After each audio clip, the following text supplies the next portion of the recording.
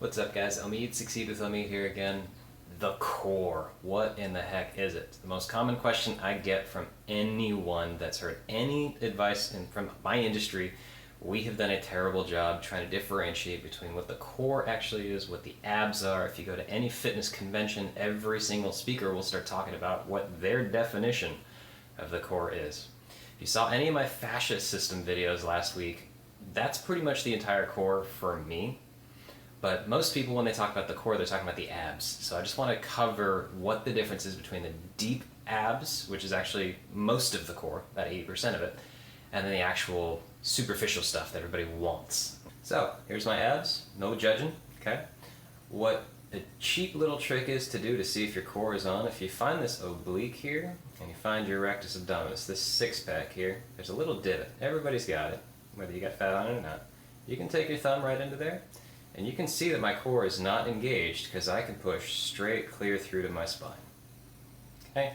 I can't do that on my abs because they're on. I can't do that to my oblique, but I can push straight through. And the challenge is that when I want to pick up weights or I want to move through life, I want a little bit of engagement in this gap. There is no muscle here, but underneath the abs, underneath this oblique, underneath this rectus abdominis, underneath all of the tissue is the deep core, or the transverse abdominis.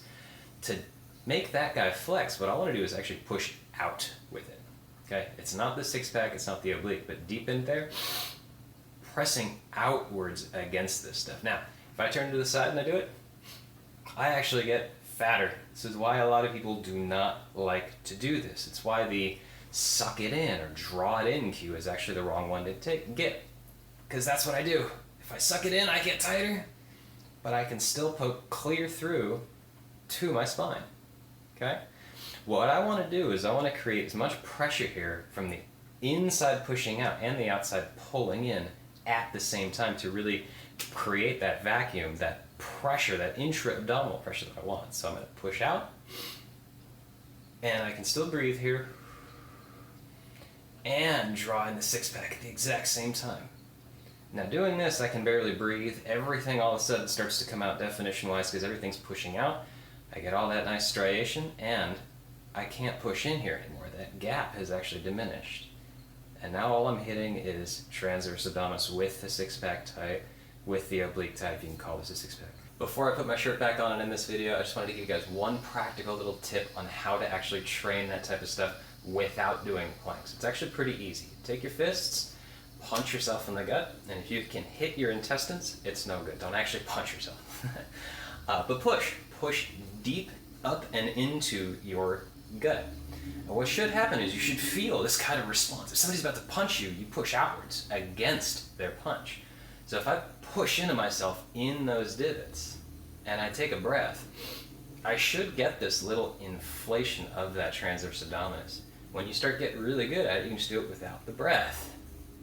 Pushing out, pushing out.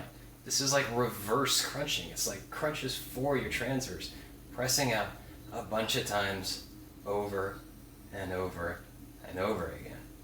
And the challenge is when we really work this guy out, strengthen it out, we should have it about 5 to 10% on all day, every day, no matter what. When you go to bed, it turns off a whole lot more than that. Still on a little bit so we can breathe, digest, do all the fun stuff. And when you're lifting, going on 100%.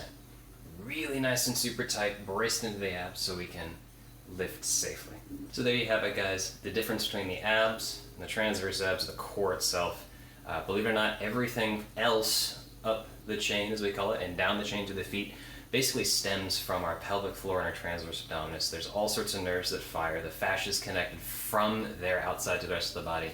That's how we really coordinate ourselves. It's how we walk, it's how we squat, it's how we press. It's everything happens from that transverse turning on at least a little bit or a lot depending on your lift or the move, okay? Hope this information was very useful to you guys. If you have any questions at all, please let me know. I will explain the core all day, every day if I need to, all right? Have fun, and I'll talk to you guys later.